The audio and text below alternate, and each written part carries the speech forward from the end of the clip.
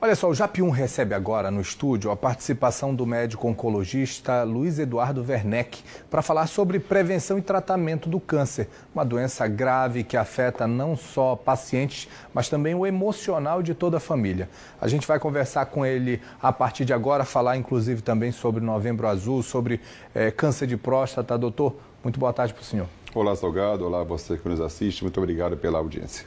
Aproveitando que a gente está no Novembro Azul, uma campanha para alertar as pessoas para prevenção. Então, fale um pouquinho para a gente sobre o câncer de próstata, doutor. Primeiro ponto, queria parabenizar o governo do estado do Amapá, porque clima também é saúde. E a gente vai falar de saúde hoje, isso é importante. A questão do câncer de próstata e de prevenção de doenças é o que a gente mais precisa comentar. Eu queria que vocês nos ouvissem bastante com relação a isso. Veja que dado interessante.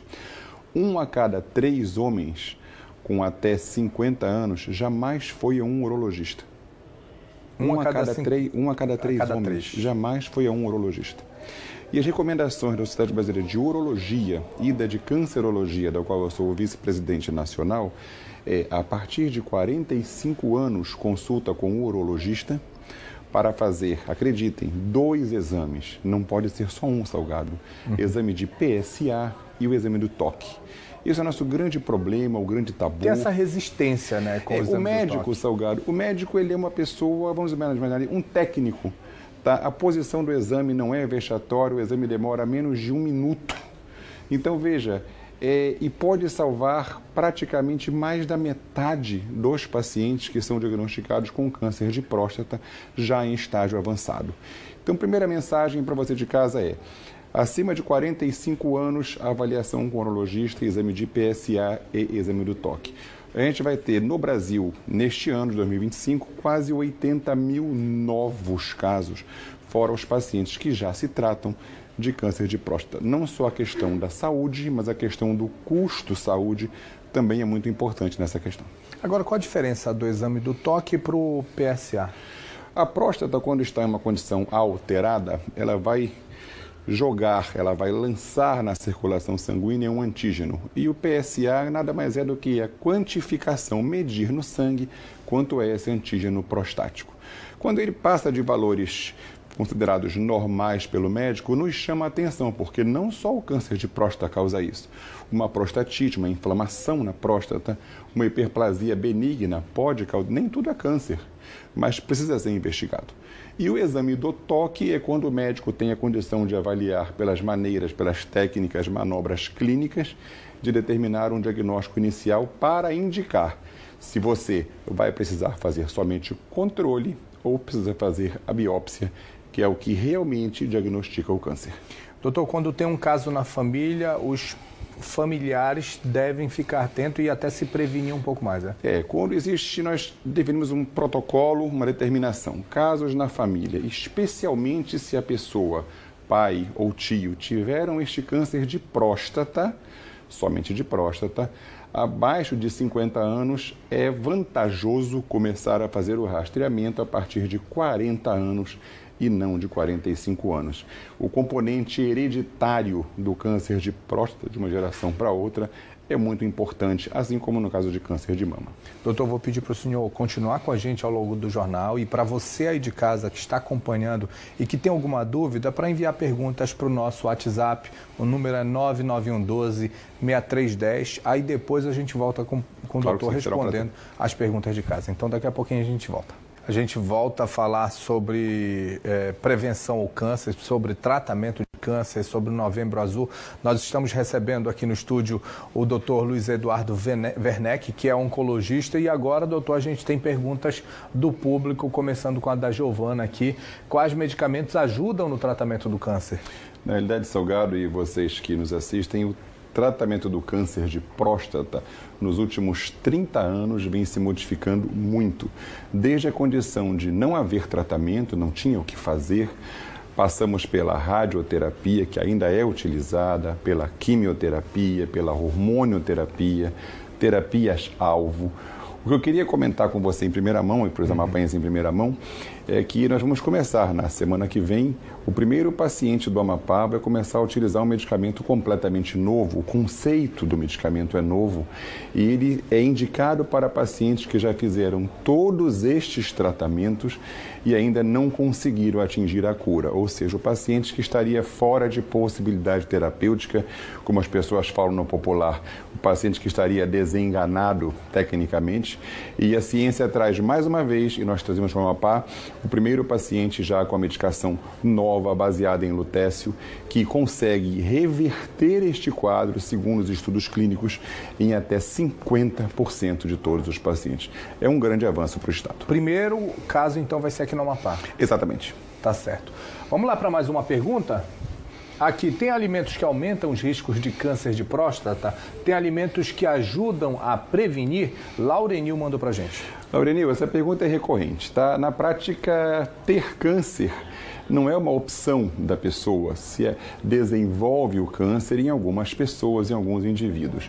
A gente sabe que a obesidade, a gente sabe que o fumo, a gente sabe que o álcool, a alimentação com embutidos, a alimentação desregrada, isso favorece o surgimento de diversas doenças, não só o câncer e não só o câncer de próstata. Isso já está definido, está resumindo. Melhor qualidade de vida e alimentação melhor para a pessoa.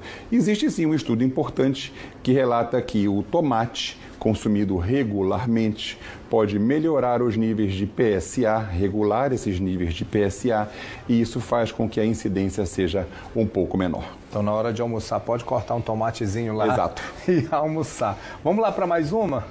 Tenho filhos homens e meu bisavô morreu desse câncer. É possível ter câncer de próstata bem jovem mesmo, abaixo dos 30? Ligiane mandou pra gente. Veja que a Ligiane, ela fala do bisavô, então ela pulou 2 gerações. Ela pulou a do avô, pulou a do pai e agora tem os filhos.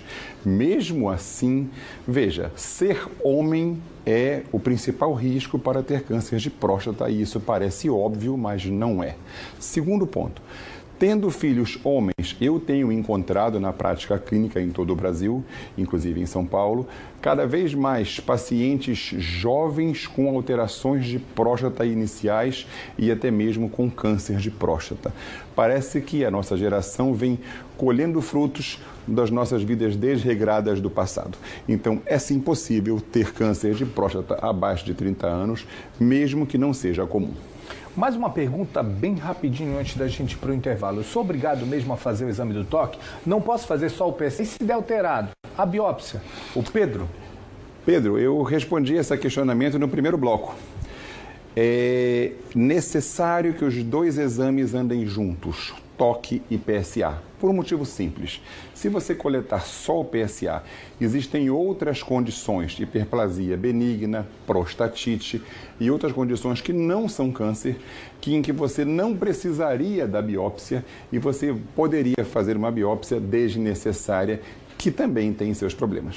Doutor, vou pedir para o senhor continuar com a gente vai para o intervalo, você aí de casa pode mandar mais perguntas, daqui a pouquinho a gente volta com elas aqui. Obrigado. Estamos de volta com o JAP1 para falar sobre câncer de próstata, nós estamos recebendo o doutor Luiz Eduardo Werneck para falar sobre o assunto, ele é oncologista e a gente segue aqui, doutor, respondendo as perguntas do pessoal lá de casa.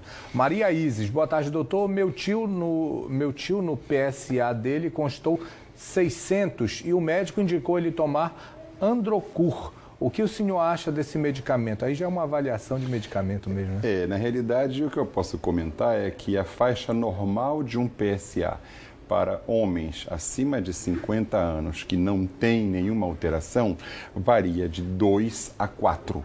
É claro que se o PSA está em 600, existe alguma alteração, mas não é possível, pelo meio de comunicação, que a gente faça uma avaliação, uma anamnese ou uma conduta técnica de consulta. Oriento sim a procurar o médico urologista ou o médico oncologista. Vamos lá para mais uma. Meu esposo fez o exame PSA e deu 4,25. Gostaria de saber se devo me preocupar, doutor. O que fazer se for um indicador? A Carla mandou agora. Eu comentei agora há pouco, Carla, que a média do PSA de 2 a 4 para homens acima de 50 anos sem alteração. 4,25 está dentro da margem de tolerância, parece razoável. mas eu gostaria que esse PSA fosse um pouco menor. Dever se preocupar, nós devemos nos preocupar sempre, especialmente com seu esposo, mas também recomendo que se procure um médico urologista ou um médico oncologista para avaliar por que está em 4,25, mas principalmente não só esta leitura, e sim comparar com leituras anteriores. Vamos lá para mais uma. Meu marido se recusa a ir ao médico e participar de ações de Novembro Azul. Considera frescura. Às vezes eu ainda consigo arrastar, mas não consigo convencer ele a se cuidar. Como faço, doutor? A Maria do Socorro, dá uma pisa nele logo aí, né, para ver se dá Maria, será certo. que eu vou conseguir fazer igual você, conseguir também arrastar o seu esposo? Vamos lá. Ponto é, a gente está acostumado, a medicina está acostumada a pacientes que são refratários ao tratamento. Mesmo pacientes que fizeram o toque, já começaram o tratamento, às vezes falta uma sessão de quimioterapia, Salgado. Isso no tratamento em curso. O homem é mais resistente e eu queria falar com relação às mulheres, a Maria também e as outras Marias, que vocês precisam nos ajudar a cuidar de nossas saúdes, ou seja, nós precisamos de incentivo para ir ao médico. Pegue ele pelo bracinho, leve ele no médico, porque ele precisa fazer prevenção, como todos nós precisamos. Ou, se você conhece alguém, Maria, que teve câncer de próstata, peça para ele conversar com essa pessoa, que eu tenho certeza que vai mudar a cabeça dele. Só quem já viveu aquela realidade ali sabe como Sem é dúvida. que é. Prevenir é muito melhor do que fazer o tratamento.